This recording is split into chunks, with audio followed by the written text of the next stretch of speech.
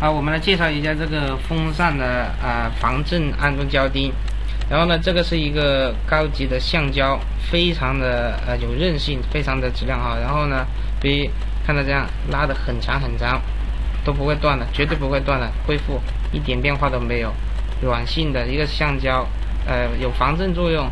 有些风扇转速高的时候，或者平常的时候轴承不大好，或者怎样的话，转速高的话，它就有微弱的震动，这样就导致的机箱有点嘎嘎嘎嘎，或者是长期以来对硬盘也不好。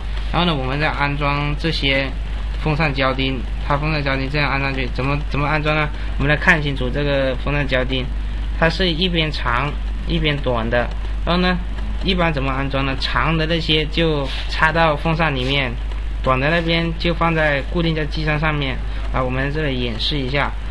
这里是一个我们已经安装了3个，第4个怎么安装？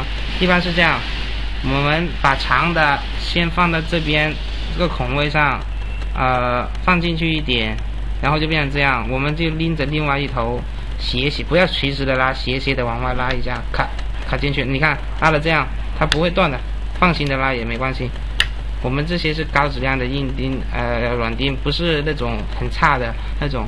然后呢，另外一边也是这样，装在机箱里面，放到那个螺丝孔位，这样放进去，然后凸出来一点，然后拎着这边一拉，这样咔嗒，这样就卡到机箱上面了。这个软钉很好，有防震作用，不会拉不坏，绝对拉不坏的。这个质量太好了，这个。